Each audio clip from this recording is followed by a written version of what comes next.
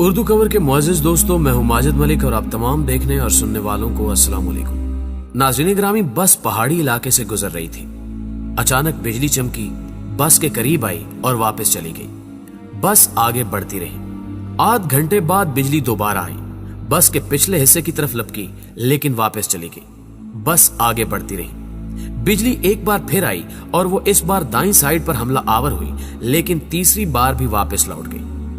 Driver समझदार था, उसने गाड़ी रोकी और ऊंची आवाज में बोला, भाइयों, बस में कोई गुनाहगार सवार है। ये बिजली उसे तलाश कर रही है। हमने अगर उसे न उतारा तो हम सब मारे जाएंगे। बस में सरासीमगी फैल गई और तमाम मुसाफिर एक दूसरे को शक की नजरों से देखने लगे। ड्राइवर ने मशवरा दिया, सामने पहाड़ के नीचे दरख्त है, हम तमाम एक एक करके उतरते हैं और उस दरख्त के नीचे खड़े हो जाते हैं। हम में से जो गुनाहगार होगा, बिजली उस पर गिर जाएगी और बाकी लोग बच जाएंगे। ये तजवीज काबिल अमल थी। तमाम मुसाफिरों ने इत्तेफाक किया। ड्राइवर सबसे पहले उतरा और दौड़कर दरख्त के नीचे खड़ा हो गया। बिजली आसमान पर चमकती रही, लेकिन वो ड्राइवर की तरफ नहीं आई। वो बस में वापस चला गया। दूसरा मुसाफिर उतरा और दरख्त के नीचे खड़ा हो गया। बिजली ने उसकी तरफ भी तवज्जो नहीं दी। तीसरा मुसाफिर भी साफ बच गया। यूं मुसाफिर आते रहे, दरख्त के नीचे खड़े होते रहे और वापस जाते रहे, यहां तक कि सिर्फ एक मुसाफिर बच गया। यह गंदा मजहूल सा मुसाफिर था। कंडक्टर ने उसे तरस खाकर बस में सवार कर लिया था। मुसाफिरों ने उसे बुरा भला कहना शुरू कर दिया। लोगों का कहना था कि हम तुम्हारी वजह से मौत के मुंह पर बैठे हैं, तुम फौरन बस से उतर जाओ। वो उससे उन गुनाहों की तफसील भी पूछ रहे थे जिनकी वजह से एक अजियतनाक मौत उसकी मुंतजिर थी। वो मुसाफिर उतरने के लिए तैयार नहीं था, लेकिन लोग उसे हर कीमत पर बस से उतारना चाहते थे। मुसाफिरों ने पहले उसे बुरा भला कहकर उतरने का हुक्म दिया, फिर उसे प्यार से समझाया और आखिर में घसीट कर उतारने लगे। वो कभी किसी सीट की पुष्ट पकड़ लेता था, कभी किसी राड के साथ लिपट जाता और कभी दरवाजे को जप्फा मार लेता, लेकिन लोग बाज ना आए। उन्होंने उसे जबरदस्ती घसीट कर उतार दिया। ड्राइवर ने बस चला दी। बस जो ही गुनाहगार से चंद मीटर आगे गई, धाड़ की आवाज आई, बिजली बस पर गिरी और तमाम मुसाफिर चंद लम्हों में जलकर भस्म हो गए। वो गुनहगार मुसाफिर 2 घंटों से मुसाफिरों की जान बचा रहा था। नाज़रीन ग्रामी, मुझे किसी साहब ने एक दिलचस्प वाकया सुनाया।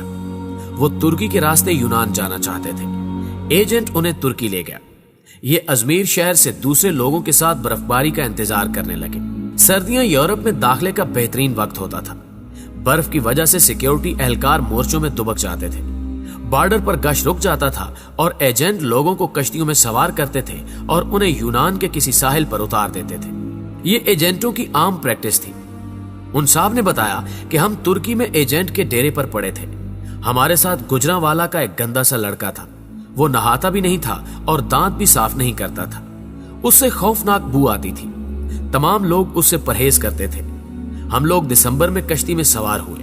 हम में से कोई शख्स उस लड़के को साथ नहीं ले जाना चाहता था। हमने उसे रोकने की कोशिश की, लेकिन वो रोना शुरू हो गया। एजेंट के पास वक्त कम था, चुनाचे उसने उसे ठुड्डा मारकर कश्ती में फेंक दिया। कश्ती जब यूनान की हदूद में दाखिल हुई तो कोस्ट गार्ड एक्टिव थे। यूनान को शायद हमारी कश्ती की मुखबरी हो गई थी। एजेंट ने मुख्तलिफ रास्तों से यूनान में दाखिल होने की कोशिश की, मगर हर रास्ते पर कोस्ट गार्ड थे। इस दौरान उस लड़के की तबीयत खराब हो गई। वो उल्टियां करने लगा। हमने एजेंट से एहतजाज शुरू कर दिया। एजेंट टेंशन में था, उसे गुस्सा आ गया। उसने 2 लड़कों की मदद ली और उसे उठाकर यख पानी में फेंक दिया। वो बेचारा डुबकियां खाने लगा। हम आगे निकल गए। हम अभी आध किलोमीटर आगे गए थे कि हम पर फायरिंग शुरू हो गई। एजेंट ने कश्ती मोड़ने की कोशिश की। कश्ती अपना तवाजुन बरकरार न रख सकी और वो पानी में उलट गई। हम सब पानी में डुबकियां खाने लगे। मैंने खुद को सर्दी, पानी और खौफ के हवाले कर दिया। मेरी आंख खुली तो मैं अस्पताल में था। मुझे अमले ने बताया कि कश्ती में सवार तमाम लोग मर चुके हैं, सिर्फ 2 लोग बचे हैं। मैंने दूसरे शख्स के बारे में पूछा। डॉक्टर ने मेरे बेड का पर्दा हटा दिया। दूसरे बेड पर वही लड़का लेटा था जिसे हमने अपने हाथों से समंदर में फेंका था। समंदर की लहरें धकेलकर उसे साहिल तक ले आई थी। मुझे कोस्ट गार्ड ने बचा लिया था, जबकि बाकी लोग गोलियों का निशाना बन गए या फिर सर्दी से ठिठर कर मर चुके थे। मैं 15 दिन अस्पताल में रहा। मैं इस दौरान ये सोचता रहा कि मैं क्यों बच गया। मुझे कोई जवाब नहीं सूझता था। मैं जब अस्पताल से डिस्चार्ज हो रहा था, मुझे उस वक्त याद आया कि मैंने इस लड़के को लाइफ जैकेट पहनाई थी। एजेंट जब उसे पानी में फेंकने के लिए आ रहा था तो मैंने फौरन बाग से जैकेट निकालकर उसे पहना दी थी। ये वो नेकी थी जिसने मुझे बचा लिया। मुझे जो ही ये नेकी याद आई, मुझे 6 माह का वो सारा जमाना याद आ गया जो हमने उस लड़के के साथ गुजारा था। हम ना सिर्फ तुर्की में उसकी वजह से बचते रहे थे, बल्कि वो जब तक हमारी कश्ती में मौजूद रहा, हम कोस्ट गार्ड से भी महफूज रहे, यख पानी से भी और मौत से भी महफूज रहे। हमने जो ही उसे कश्ती से धक्का दिया, मौत ने हम पर अटैक कर दिया।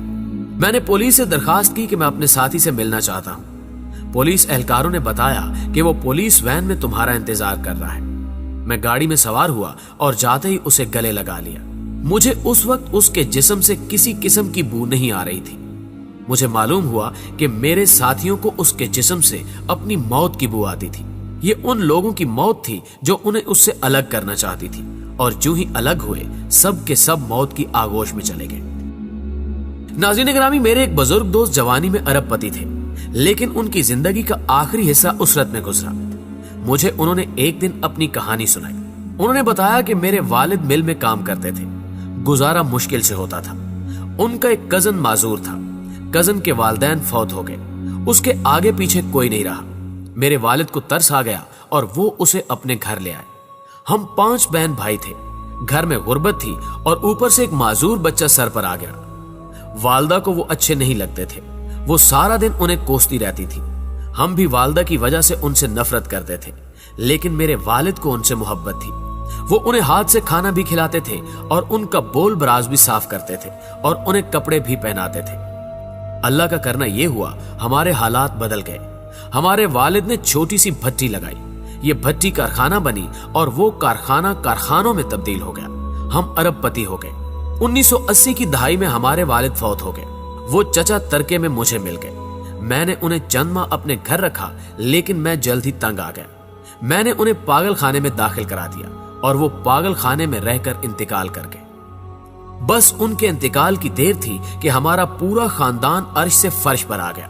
हमारी फैक्ट्रियां, हमारे घर और हमारी गाड़ियां, हर चीज नीलाम हो गई। हम रोटी के नवालों तक को तरसने लगे।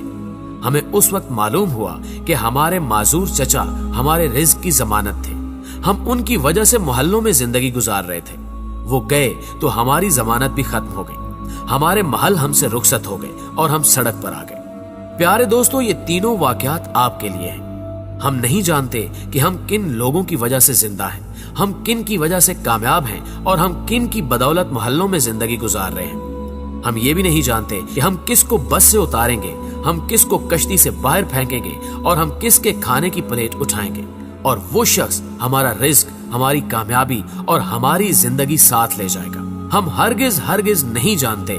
लिहाजा हम जब तक उस शख्स को पहचान नहीं लेते, हमें उस वक्त तक किसी को बस, कश्ती और घर से निकालने का रिस्क नहीं लेना चाहिए, क्योंकि हो सकता है हमारे पास जो कुछ हो वो सब कुछ उस शख्स का हो, और अगर वो चला गया तो सब कुछ चला जाए, हम न रहे, मट्टी का ढेर बन जाए। प्यारे दोस्तों, हमेशा की तरह मुझे उम्मीद है कि आज की ये वीडियो ना सिर्फ आपको पसंद आई होगी, बल्कि आपके इल्म में खातिर खा इजाफे का बायस भी बनी होगी। अगर आज भी आप इस वीडियो में की गई बातों से इत्तेफाक करते हैं तो इस वीडियो को लाइक करते हुए अपने दीगर दोस्तों के साथ फेसबुक और व्हाट्सएप पर जरूर शेयर कीजिएगा। न्यूज चैनल पर नए आने वाले दोस्तों से गुजारिश है, अगर उन्होंने अभी तक हमारा चैनल सब्सक्राइब नहीं किया तो इसको सब्सक्राइब करते हुए साथ मौजूद घंटी के बटन को भी दबा दें, ताकि हर नई आने वाली वीडियो की नोटिफिकेशन आप तक बाकायदगी के साथ पहुंचती रहे। दोस्तों, आज की वीडियो में बस इतना ही। जल्दी हाजिर होते हैं एक नई मालूमाती, इल्मी और इंटरेस्टिंग वीडियो के साथ। तब तक के लिए अपना ढेर सारा ख्याल रखिएगा। अल्लाह हाफिज।